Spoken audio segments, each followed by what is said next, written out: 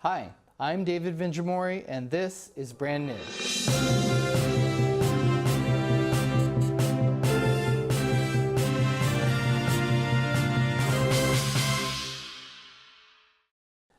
In Brand News today, Amazon tweeted ominous images of a huge Amazon box with the Jurassic World logo, breathing holes, and the hashtag Amazon finds a way.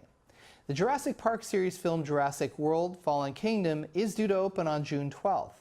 When asked for comment, a spokesperson for Amazon confirmed that the online retailer is sponsoring the film, but clarified that the box in the picture is just the new container for anyone who's getting deliveries from Amazon Prime Pantry this summer. ABC canceled the revival of its hit 90s sitcom Roseanne after its star Roseanne Barr's tweet about former presidential advisor Valerie Jarrett, which said, "Muslim Brotherhood and Planet of the Apes had a baby." The show was a breakout hit for ABC this season and had already been renewed for next year. Though the cancellation has created a stir in some political circles, it's not surprising. Disney, the parent company of ABC, has spent years developing a brand that is carefully constructed to be a safe place for people of different races, religions, and beliefs worldwide. They couldn't risk a backlash by appearing to support intolerant behavior. Roseanne Barr later tweeted that it was 2 in the morning and I was Ambien tweeting.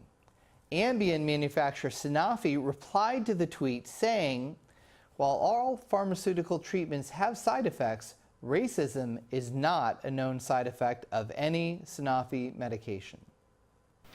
Singapore Airlines is introducing the longest flight in the world, from Singapore to the Newark Airport. The flight will cut more than 4 hours off of existing routes. Singapore is an award-winning brand with legendary service and a very new fleet of jets. This presents them with a big problem, though. After leaving Singapore and flying for 18 hours nonstop, travelers are still going to end up in Newark. Diamond maker De Beers has announced that it will begin selling lab-grown diamonds under the brand name Lightbox for as little as $200. The diamond mining company once controlled nearly 90% of the diamond business, inflating prices for decades. But as new diamond mines in Russia, Australia, and Canada eventually began to sell independently, De Beers lost their monopoly. As synthetic diamonds, which are visually and chemically identical to natural diamonds, have gained popularity, prices have fallen even further, dropping some 30% since 2013, according to Bloomberg. Still, the move was a surprise, as the De Beers prices may significantly undercut current prices for lab-made diamonds. So, why is De Beers suddenly getting in on the artificial diamond bandwagon? Millennials buy them, and the company believes they can reach a new market by offering blue and yellow colored diamonds as a transient fashion and not selling clear stones or engagement rings. Will the strategy work? An unnamed source within the company said, "Internally, we're calling this a going out of business sale." A Tesla Model S operating in autopilot mode hit a parked police cruiser in Laguna Beach, California, one of a series of high-profile crashes involving Teslas in self-driving mode. This crash, fortunately, did not involve any serious injury or loss of life. When asked about the crash, Tesla founder and billionaire CEO Elon Musk explained, "The driver had accidentally engaged a new version of our software, which we call self-ticketing mode." In our main story today, Walmart announced that it will offer subsidized college tuition to its 1.4 million U.S. workers.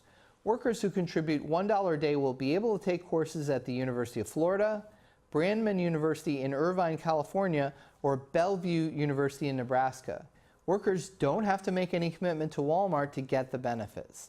The subsidy will apply for associate and bachelor's degrees in 2 specific programs that are related to retail work.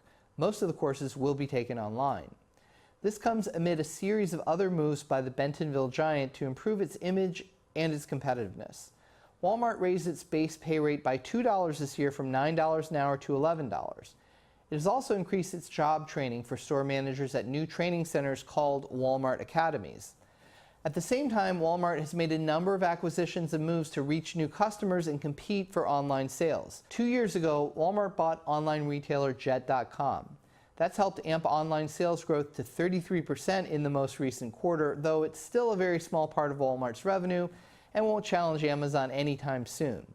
Last year, Walmart bought the mid-scale men's clothing brand Bonobos to complement other acquisitions, including outdoor goods site Moosejaw and women's fashion online retailer ModCloth.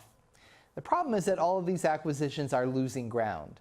The Washington Post reports that online traffic to Bonobos is down 12% in the past year, while Moosejaw is down 7%, and ModCloth is off by 8%.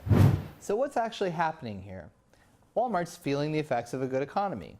A discount retailer flourishes in more difficult economic conditions.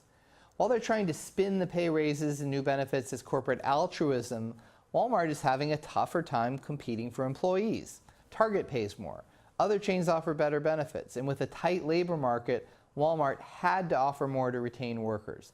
But the brand moves are different. Walmart is pursuing what we call a house of brands strategy in the branding world. In other words, they're assembling a collection of brands meant to reach different consumers with little overlap. Each of these brands will have a different meaning and position, and they're not meant to be connected to the others, except that they are. Because Walmart's brand is so ubiquitous, and because it's also notorious for its oft-criticized labor practices, activist groups as well as ordinary consumers are tying these new brands to the Walmart corporate brand and steering clear. Now, the company argues that traffic declines to its online stores are a result of prioritizing quality over quantity. But let's be honest, that's probably what you said too the last time your social life was in the dumpster. The fact is, in an era of social media, it is far harder for companies to deliver completely different brand messages to different audiences. And how companies treat their own employees is increasingly seen as a test for prospective customers. Brands can change. Just ask your father or your grandfather about Old Spice, then ask a 13-year-old boy. But it takes a great deal of time and effort, and while Walmart has made some useful steps forward, they have not shed their image as a company that destroyed small retail stores in the 80s and have employees living off of food stamps today. So selling to the Bonobos crowd may be an uphill battle for some time to come. That's brand new for today. See you next time.